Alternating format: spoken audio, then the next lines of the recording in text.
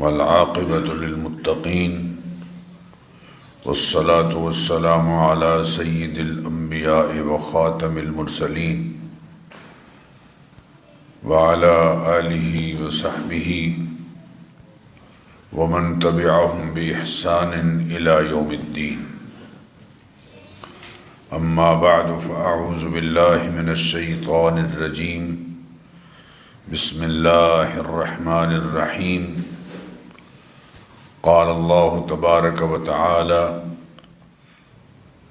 قل انما حرم ربي الفواحش ما ظهر منها وما بطن والاثم والبغي بغير الحق وان تشركوا بالله ما لم ينزل به سلطانا وان تقولوا على الله ما لا تعلمون.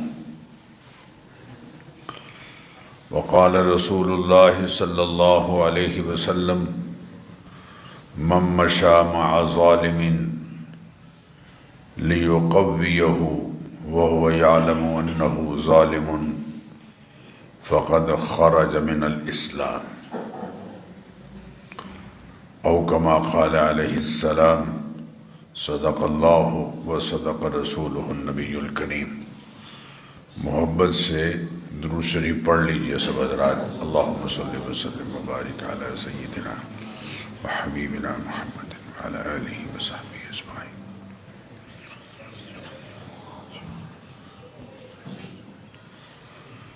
محترم بزرگوں اور عزیز ساتھیوں، گزشتہ کل 9 نومبر کو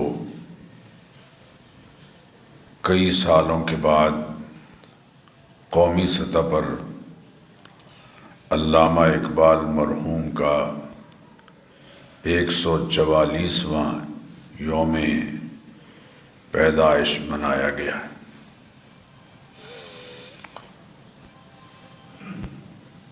یہ دن ان حالات میں منایا گیا ہے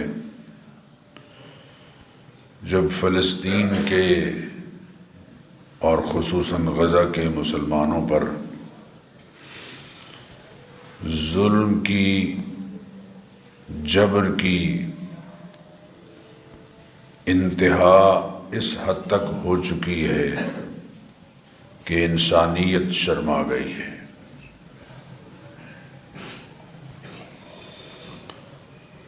معصوم بچے اور ہزاروں کی تعداد میں خواتین، مرد شہید ہو چکے ہیں. 15 لاکھ سے زائد شہری بے گھر ہو چکے ہیں، اور یہ ظلم رکتا دکھائی نہیں دیتا، مسلسل جاری ہے. دنیا بھر کے مسلمان ملکوں کے حکمران خوف زدہ ہیں. بزدلی اور منافقت کا مظاہرہ ہر طرف دکھائی دے رہا ہے. ایک غیر مسلم ملک اٹلی، اس نے اپنا بحری جہاز بھیجا ہے جو غزہ کے کنارے پر، غزہ میں سمندر کے کنارے پر غزہ کے زخمیوں کا علاج کرے گا. ہسپتال ہے وہ، جس میں کوئی 170 کے قریب عملہ ہے. لیکن مسلمانوں کو اس طرح کی کوئی توفیق مسلمان حکمرانوں کو یا ملکوں کو نہیں ہو رہی. یہ افسوسناک ہے، بلکہ شرمناک ہے. یہ شرمناک صورتحال ہے. کچھ ملک بس زبانی جمع خرچ کر رہے ہیں، اور خاص طور پر لبنان، اردن اور بالکل ترکی مصر جو 7 متصل ملک ہیں، وہاں بعض جماعتیں جو اسرائیل کے خلاف بیان بازی میں بہت آگے تھیں، غزہ کے مسلمانوں کی مدد کے لیے بالکل خاموش ہیں۔ اقوام متحدہ میں جو صورتحال ہے وہ آپ سب حضرات کے سامنے ہے۔ علامہ اقبال مرحوم نے اقوام متحدہ کے رویے کو بہت پہلے ایک شعر میں کہا تھا، من ازیں بیش ندانم کہ کفن دزد چند چند، بہر تقسیم قبور انجمن ساختان۔ میں اس سے زیادہ نہیں جانتا کہ چند کفن چور ہیں جنہوں نے قبروں کی تقسیم کے لیے انجمن بنا لی۔ اور علامہ اقبال مرحوم نے شام اور فلسطین کے بارے میں، شام اور فلسطین نظم میں کہا تھا کہ لوگ کہتے ہیں کہ فلسطین پر یہودیوں کا حق ہے، اس لیے کہ پہلے یہ یہاں رہے ہیں، تو پھر اسپین پر بھی مسلمانوں کا حق ہے، اس لیے کہ مسلمان بھی وہاں کئی سو سال رہے ہیں۔ اسی طرح 27 جولائی 1937 کو لاہور میں منعقدہ ایک اجلاس میں علامہ مرحوم نے یہ بات فرمائی تھی، اور جو حقیقت پر مبنی ہے، کہ صہیونیت کوئی مذہبی تحریک نہیں، یہ زائنسٹ جو ہیں یہ لادین لوگوں کا طبقہ ہے۔ اسی لیے بعض مذہبی یہودی بھی ان کی مذمت کر رہے ہیں۔ اسی طرح یورپی ملکوں میں جو دہریہ ٹائپ لادین طبقہ ہے وہی ان کی مدد بھی کر رہا ہے۔ تو انہوں نے کہا تھا کہ صہیونیت کوئی مذہبی تحریک نہیں، برطانوی سامراج نے بحیرہ روم کے کنارے کے قریب انہیں پناہ گاہ بخش دی ہے ملک کی صورت میں، اور یہ بیان دیا تھا کہ اگر اس مسئلے کا تاریخی تناظر میں مطالعہ کیا جائے تو معلوم ہوگا کہ یہ خالصتاً مسلم مسئلہ ہے۔ اسرائیل کی تاریخ کی روشنی میں فلسطین یہودیوں کے مسئلہ کی حیثیت سے خلیفہ ثانی سیدنا فاروق اعظم رضی اللہ تعالیٰ عنہ کے بیت المقدس میں داخل ہونے کے بعد ختم ہو گیا تھا۔ مسلمانوں نے اسے فتح کر لیا، بات ختم ہو گئی۔ اور علامہ مرحوم نے فلسطین کے غیور مسلمانوں کا ذکر کرتے ہوئے ضرب کلیم میں یہ بات کہی تھی کہ زمانہ اب بھی نہیں جس سوز سے فارغ، میں جانتا ہوں وہ آتش تیرے وجود میں ہے، تیری دوا نہ جنیوا میں ہے نہ لندن میں، فرنگ کی رگے جاں پنجے یہود میں ہے، سنا ہے میں نے غلامی سے امتوں کی نجات، خودی کے پرورش اور لذت نمود میں ہے۔ اور الحمدللہ کہ وہاں کے مسلمان اپنے ملی اظہار کے لیے اپنی بساط پر کوشش کر رہے ہیں۔ المیہ یہ ہے کہ امت مسلمہ بحیثیت امت ان کی نصرت نہیں کر رہی۔ 7 اکتوبر 1937 کو علامہ مرحوم نے قائد اعظم کے نام ایک خط لکھا اور اس میں مسئلہ فلسطین کی طرف توجہ دلائی، اور انہوں نے کہا کہ مجھے امید ہے، کہتے ہیں مسئلہ فلسطین نے مسلمانوں کو مضطرب کر رکھا ہے، مجھے امید ہے کہ مسلم لیگ اس مسئلے پر ایک ایک زوردار قرارداد ہی منظور نہیں کرے گی، بلکہ لیڈروں کی ایک غیر رسمی کانفرنس میں کوئی ایسا لائحہ عمل بھی تیار کیا جائے گا جس میں مسلمان عوام بڑی تعداد میں شامل ہو سکیں، اور ذاتی طور پر میں کسی ایسے امر کے لیے جس کا اثر متحدہ ہندوستان اور اسلام دونوں پر پڑتا ہو جیل جانے کے لیے تیار ہوں۔ اس وقت پاکستان ابھی نہیں بنا تھا۔ مشرق کے عین دروازے پر ایک مغربی چھاونی اسرائیل کی صورت میں اس کا قیام اسلام اور مسلمانوں دونوں کے لیے خطرہ ہے۔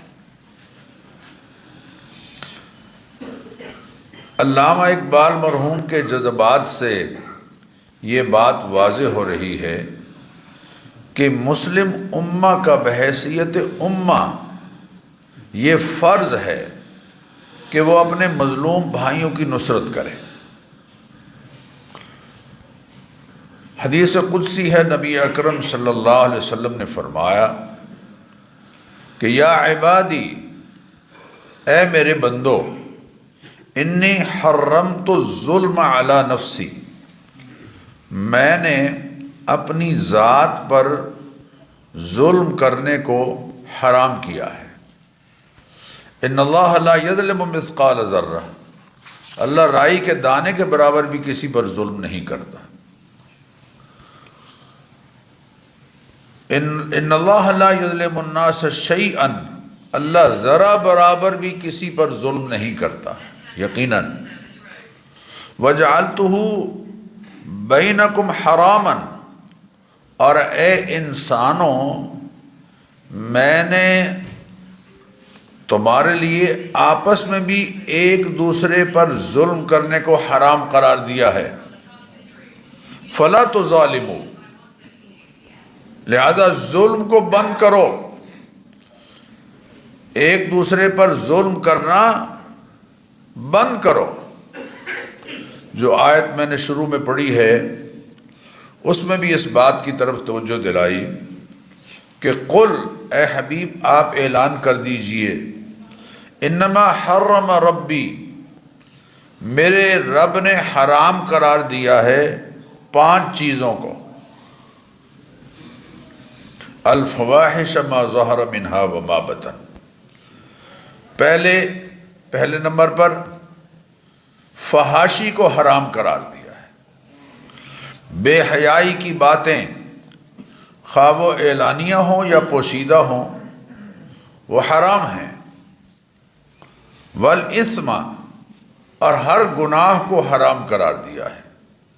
والبغی بغیر الحق، اور ناحق کسی پر ظلم کرنا، زیادتی اور سرکشی کو انسانوں کے درمیان میں نے حرام قرار دیا ہے۔ وَأَن تُشْرِكُوا بِاللَّهِ مَا لَمْ يُنَزِّلْ بِهِ سُلْطَانًا، اور اللہ کے ساتھ شرک کرنے کو حرام قرار دیا ہے۔ وَأَن تَقُولُوا عَلَى اللَّهِ مَا لَا تَعْلَمُونَ، اور میں نے اسے بھی حرام کیا ہے کہ تم اللہ تعالیٰ کے بارے میں کوئی ایسی باتیں کہو جو اس کے شایان شان نہیں اور جن کی حقیقت کو تم نہیں جانتے۔ اللہ تعالیٰ نے مخلوق میں سے کسی کو کسی پر ظلم کی اجازت نہیں دی۔ حدیث قدسی جس کا میں نے ذکر کیا، اس کے ساتھ ساتھ سورہ توبہ کی آیت نمبر 36 میں ہے، ذالک الدین القیم، دیکھو یہ سیدھا دین ہے جو میں نے تمہیں تعلیم کیا ہے نبی اکرم صلی اللہ علیہ وسلم کی ذات کریمہ کے ذریعے سے۔ فلا تظلموا فیہن انفسکم، خبردار یہ جو حرمت کے مہینے ہیں ان میں ایک دوسرے پر ظلم اور زیادتی نہیں کرنی، اور یہ مت سمجھیں کہ اللہ تعالیٰ ظالموں سے غافل ہے۔ لا تحسبن اللہ غافلا عما يعمل الظالمون، یہ گمان مت کیجئے کہ اللہ تعالیٰ ظالموں سے غافل ہے، لیکن ہم پر جو فرض ہے ہم یہ دعا کرتے ہیں کہ یا اللہ آج کوئی صلاح الدین ایوبی ہمیں عطا فرما، کبھی کہتے ہیں کہ یا اللہ ہمیں محمد بن قاسم عطا فرما، امت میں کسی کو محمد بن قاسم بنا دے، امت میں کسی کو صلاح الدین ایوبی بنا دے۔ گویا یہ جو 1.5 ارب اور 2 ارب کی امت ہے، اس میں کوئی بھی صلاح الدین ایوبی نہیں اور کوئی بھی محمد بن قاسم نہیں۔ ہم پر کیا فرض ہے؟ سب سے پہلی بات جو ہم پر فرض ہے وہ ظالم سے لا تعلقی کا اور نفرت کا اظہار۔ لا ترکنوا الی الذین ظلموا، الفاظ پر ذرا غور کیجئے۔ سورہ ہود کی آیت نمبر 113 ہے، لا ترکنوا الی الذین ظلموا، خبردار ظالموں کی طرف اپنے جھکاؤ کا اپنا جھکاؤ مت کرو۔ ظالموں کو کسی بھی حوالے سے تقویت پہنچا کر ان کی معیشت کو مستحکم کرنے کی صورت میں، ان کی پروڈکٹس کو خرید کر ان کا مالی استحکام کرنے کی صورت میں، یا کسی بھی حوالے سے انٹرنیشنل سطح پر اپنی رائے ان کے حق میں دینے کی صورت میں، یا ان سے خوف زدہ ہوتے ہوئے اپنی رائے کا سرے سے اظہار ہی نہ کرنا اور خاموش رہنا، اور مظلوموں کی اللہ اکبر، المسلم اخو المسلم لا یظلمہ ولا یسلمہ، مسلمان کا بھائی ہے، نہ خود اس پر ظلم کرتا ہے اور نہ اس کو ظالم کے سپرد کرتا ہے۔ بھئی بندہ کہ خدا، بندگان خدا، جس حد تک تم سے ہو سکتا ہے اس حد تک تو اپنے مظلوم بھائیوں کی مدد کرو۔ لا ترکنوا الی الذین ظلموا، ظالموں کی طرف تمہارا جھکاؤ نہیں ہونا چاہیے۔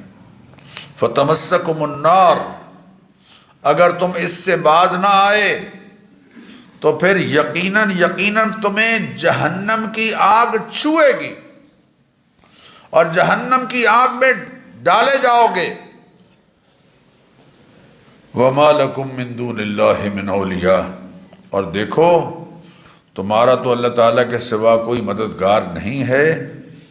ثُمَّ لَا تُنصَرُونَ، پھر اللہ خود کہہ رہے ہیں کہ جب مسلمان اپنے مظلوم مسلمانوں کی حمایت میں خاموش رہیں گے،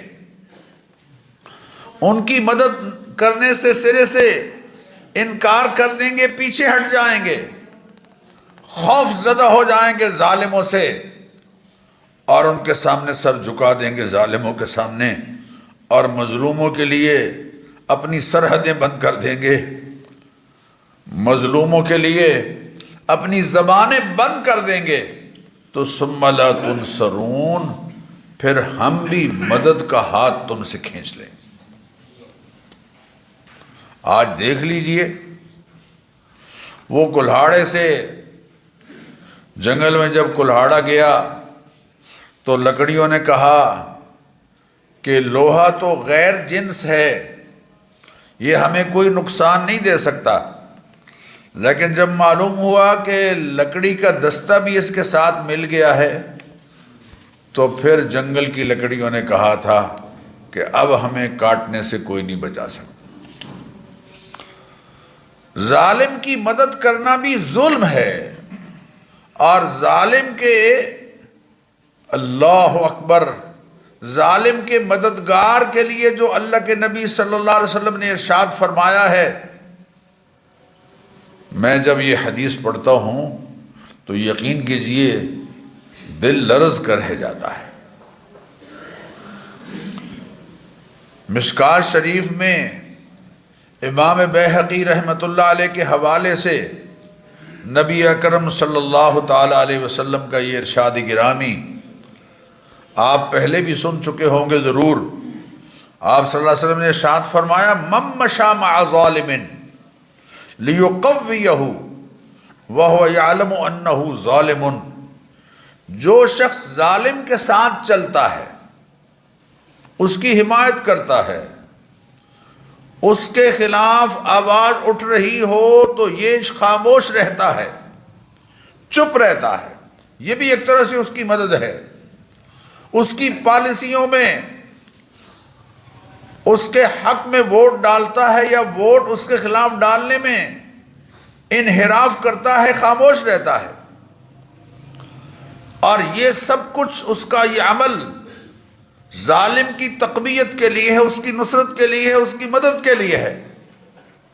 وَهُوَ يَعْلَمُ أَنَّهُ ظَالِمٌ، حالانکہ اس کو پتہ ہے کہ یہ ظالم ہے، اس کو پتہ ہے کہ اس کی تمام تر صلاحیتیں اور اس کی تمام تر حمایت کی صورتیں ظالم کی پشت پر ہیں۔ یہ سب کچھ جانتے ہوئے بھی جب وہ ظالم کی مدد کرتا ہے، ظالم کے ساتھ چلتا ہے، تو فقد خرج من الاسلام۔ اس جملے کا ترجمہ کس کو معلوم نہیں ہے؟ فقد خرج من الاسلام، وہ اسلام سے نکل گیا ہے۔ استغفر اللہ استغفر اللہ۔ اور خاص طور پر جب ظلم اپنے مسلمان بھائی پر ہو رہا ہے، انسان کا قتل بھی جرم ہے۔ قرآن کریم میں ارشاد فرمایا، من قتل نفسا بغیر نفس او فساد فی الارض فکأنما قتل الناس جميعا، جس نے بغیر کسی وجہ کے ایک انسان کو قتل کیا، وہ پوری انسانیت کا قاتل، گویا اس نے پورے انسانوں کو قتل کیا۔ یہاں انسان کا لفظ ہے، لیکن خاص طور پر مسلمان۔ اللہ اکبر۔ حضور اکرم صلی اللہ علیہ وسلم نے فرمایا، قتل المؤمن اعظم عند اللہ من زوال الدنیا، ساری دنیا تہو بالا ہو جائے، ساری دنیا تہو بالا ہو جائے، اس کے مقابلے میں ایک مسلمان کا قتل بہت بھاری ہے۔ لزوال الدنیا اہون علی اللہ من قتل رجل مسلم، ساری دنیا پر زوال آ جائے اور ساری دنیا کی بربادی ایک مسلمان کے قتل کے مقابلے میں بے حیثیت ہے۔ لو ان اہل السماء والارض، یہ ترمذی شریف میں حضور اکرم صلی اللہ علیہ وسلم کا ارشاد گرامی، لو ان اہل السماء والارض اشترکوا فی دم مؤمن لأکبہم اللہ فی النار، اگر بالفرض زمین و آسمان میں بسنے والے اللہ کی مخلوق، پوری زمین کی کرۂ ارض کی مخلوق کے تمام افراد اشترکوا فی دم مؤمن، ایک مومن کے قتل میں شریک ہو جائیں بالفرض، لأکبہم اللہ فی النار، اللہ ان سب کو اوندے منہ جہنم میں ڈالیں گے۔ کیونکہ مسلمان کا خون بہت قیمتی ہے۔ آپ دیکھیں نا صلح حدیبیہ کے موقع پر نبی اکرم صلی اللہ علیہ وسلم کو جب علم ہوا کہ حضرت عثمان رضی اللہ تعالیٰ عنہ کو شہید کر دیا گیا ہے، تو آپ صلی اللہ علیہ وسلم نے اپنا خون، جس خون کا ایک ذرہ، ایک قطرہ ساری کائنات سے زیادہ عظیم ہے اور قیمتی ہے، اپنا اور اپنی مقدس جماعت کے 1400 افراد کا خون بہانے کی بیعت، جس کو بیعت رضوان کہتے ہیں، حضرت عثمان کا کے خون کا بدلہ لینے کے لیے تیار۔ لقد رضی اللہ عن المؤمنین اذ یبایعونک تحت الشجرہ فعلم ما فی قلوبہم فانزل السکینۃ علیہم واثابہم فتحا قریبا۔ یہ جو بیعت رضوان ہے، یہ کیوں ہوئی تھی؟ یہ جو کیکر کے درخت کے نیچے نبی اکرم صلی اللہ علیہ وسلم بیٹھے ہیں اور بیعت لے رہے ہیں صحابہ سے، اور صحابہ اس فضیلت کو سن کر بار بار آپ کے دست مبارک پر آ کر حضرت عثمان کے خون کا بدلہ لینے کے لیے بیعت کر رہے ہیں۔ کیوں؟ اتنا قیمتی ہے ایک مومن کا خون، اتنا قیمتی ہے ایک مومن کا خون کہ اللہ کے نبی صلی اللہ علیہ وسلم اپنا اور اپنے صحابہ کے خون بہانے کی بیعت لے رہے ہیں، خون بہانے کی بیعت۔ اللہ اکبر، اللہ اکبر۔ اس لیے میرے بزرگوں اور دوستو، ایک مومن کے قتل میں مدد کرنا بدترین جرم، اور وہاں ہزاروں مسلمان شہید ہو رہے ہیں، بچے، معصوم بچے بے گناہ اور خواتین۔ حضور اکرم صلی اللہ علیہ وسلم نے ارشاد فرمایا، من اعان علی قتل مسلم ولو بشطر کلمۃ، اگر کوئی شخص کسی مسلمان کے قتل میں مدد کرتا ہے، اگرچہ ایک جملہ کہہ کر ہی کیوں نہ کر رہا ہو، ایک جملہ کہہ کر ہی کیوں نہ کر رہا ہو، ہمیں کوئی پرواہ نہیں، اور سب سے پہلے پاکستان ہمیں عزیز ہے جی، باقی دنیا میں جو چاہے کریں، ہمیں اس سے کوئی پرواہ نہیں۔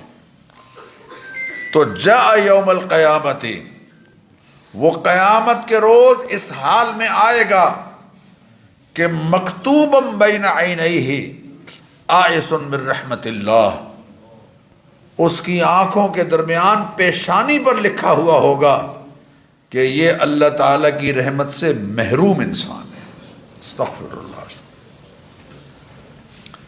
ایسے حالات میں تو ہمیں حکم ہے کہ انصر اخاک ظالما و مظلوما، اپنے مظلوم بھائی کی مدد کرو۔ بلکہ یہ ذرا الفاظ حدیث کے ذرا غور سے سنیے، نبی اکرم صلی اللہ علیہ وسلم نے فرمایا، لا یقفن احد منکم موقفا یقتل فیہ رجل ظلما، اللہ اکبر، کسی جگہ کسی مسلمان کو ظلماً قتل کیا جا رہا ہو، لا یقفن احد منکم موقفا، تو خبردار کوئی مومن وہاں کھڑا منہ نہ تکتا رہے، کھڑا منہ نہ تکتا رہے۔ فإن اللعنة تنزل على من حضره حين لم يدفعوا عنه، اس لیے کہ اگر وہ دفاع نہیں کریں گے تو اللہ تعالیٰ کی ان پر لعنت پڑے گی، اللہ کی لعنت۔ اس لیے کہ مظلوم کی مدد کرنا ان پر لازم ہے۔ اور لا یقفن احد منکم موقفا یضرب فیہ رجل ظلما فإن اللعنة تنزل على من حضره حين لم يدفعوا عنه۔ اللہ اکبر، اللہ۔ فرمایا خبردار کسی آدمی پر ظلم ہو رہا ہو، ظلم ہو رہا ہو، اس سے بڑا ظلم اور کیا ہوگا کہ ان کی پوری بستی کو مٹایا، پورے ان کی رہائشوں کو، ان کے وجود کو مٹایا جا رہا ہے، اور بار بار اس پر اصرار ہو رہا ہے۔ اور دیکھو ظالم کیا کہہ رہے ہیں، یعنی ظالموں کے مددگار کیا کہہ رہے ہیں کہ بھائی تھوڑا سا ذرا وقفہ دو یار، تھوڑا سا وقفہ دو، تھوڑے سے وقفے کے لیے ذرا ان کو ہٹنے دو یہاں سے۔ لیکن یہ ہے کہ ظلم ختم ہو جائے، بند ہو جائے، رک جائے، اس پر اس کے مددگار بھی تیار نہیں، اس کے جو سرپرست ہیں وہ بھی تیار نہیں۔ ابھی آپ دیکھ رہے ہیں، آپ پڑھ رہے ہیں کہ جناب تھوڑا سا وقفہ دیا جائے ان کو، اور تھوڑا سا وقفہ دینے کے لیے وہ خود تیار نہیں، وہ خود تیار نہیں۔ اور رات دن مسلسل بمباری، یعنی یوکرائن کی جنگ میں اتنے افراد قتل نہیں ہوئے جتنی کہ اس چند دن کی جنگ میں مسلمان شہید ہو چکے ہیں، اور ٹنوں کے حساب سے وہاں بارود برسایا جا رہا ہے۔ فرمایا لا یقفن احد منکم موقفا یضرب فیہ رجل ظلما، جہاں کسی بندے کو ظلمن مارا جا رہا ہو تو تم میں سے کوئی ایک کھڑا منہ نہ دیکھتا رہے۔ فإن اللعنة تنزل علی من حضرہ حین لم یدفعوہ عنہ، کیونکہ موجود ہونے کے باوجود جو اسے نہیں بچاتا، یعنی مظلوم کو نہیں بچاتا اور مظلوم کی حمایت میں بات نہیں کرتا، اس پر اللہ کی لعنت پڑتی ہے۔ ایسے ظالموں کے ساتھ اگر مل کر مسلمانوں پر ظلم میں کوئی شریک ہوتا ہے اور سمجھتا ہے کہ اسی میں ہماری بقا ہے، ہم بچ جائیں گے، ہم ان ظالموں کی دسترس سے اپنے آپ کو محفوظ کر پائیں گے، اللہ ایسے منافقوں کا ذکر قرآن کریم میں کر رہا ہے، ان کو منافق قرار دیتا ہے۔ بشر المنافقین بأن لهم عذابا علیما الذین یتخذون الکافرین اولیاء من دون المؤمنین، آپ منافقوں کو یہ خبر سنا دیجئے جو ایمان والوں کو چھوڑ کر کافروں کو اپنا یار بنا رہے ہیں اور ان پر قربان ہو رہے ہیں اور ان کی حمایت کر رہے ہیں اور ان کی ہاں میں ہاں ملا رہے ہیں۔ ایبتغون عندہم العزہ، اور ظالموں ان کے پاس عزت تلاش کرتے ہو، فإن العزت للہ جمیعا، عزت تو اللہ کے پاس ہے۔ ان ظالموں کے ساتھ اللہ کے حبیب صلی اللہ علیہ وسلم نے جو حلف الفضول میں جو معاہدہ ہوا تھا، یعنی آپ صلی اللہ علیہ وسلم کے اعلان نبوت سے پہلے 36 سال کی عمر میں ایک معاہدہ ہوا تھا مکہ مکرمہ میں، جس کو حلف الفضول کہتے ہیں۔ فضل نام کے 3 افراد تھے جنہوں نے معاہدہ کیا تھا۔ اس معاہدے میں نبی اکرم صلی اللہ علیہ وسلم شریک ہوئے اور وہ معاہدہ ظلم کے خلاف تھا، اور آپ صلی اللہ علیہ وسلم نے بعد میں یہ جملہ کئی مرتبہ دہرایا کہ آج بھی اگر ظالموں کے خلاف اس طرح کا کوئی معاہدہ ہو تو میں اس میں شریک ہوں گا۔ میرے بزرگوں اور دوستوں، میری آپ سے درخواست ہے کہ یہ ظلم جو ہم دیکھ رہے ہیں اپنے مظلوم بھائیوں کے ساتھ، اس میں حکومتی سطح پر یا پوری دنیا میں مسلمانوں کی حکومتوں کی سطح پر جو کچھ ہو رہا ہے وہ تو یقیناً کسی بھی حوالے سے اس کو سراہا نہیں جا سکتا، بلکہ وہ شرمناک ہے، افسوسناک ہے۔ لیکن ہم اپنی بساط پر اس میں جو کردار بھی ادا کر سکتے ہیں، دعاؤں کی صورت میں، مظلوموں کی امداد کی صورت میں، اور دشمن کو نقصان پہنچانے کے لیے ان کی پروڈکٹس اور ان کی مصنوعات کے بائیکاٹ کی صورت میں، تو ضرور کریں۔ جو بس میں ہے وہ ضرور کریں۔ اگر بس میں ہے اور وہ بھی ہم نہیں کریں گے تو پھر یقیناً ہم اللہ تعالیٰ کے ہاں مجرم شمار ہوں گے۔ اللہ ہمیں اس کا احساس نصیب فرمائے۔ آج ہم بیٹھیے، آج ہمارے محترم خان صاحب آپ سے بات کرنا چاہتے ہیں۔ انہوں نے مجھے فرمایا تھا کہ میں 5-7 منٹ چاہتا ہوں، تو میں نے کہا ٹھیک ہے۔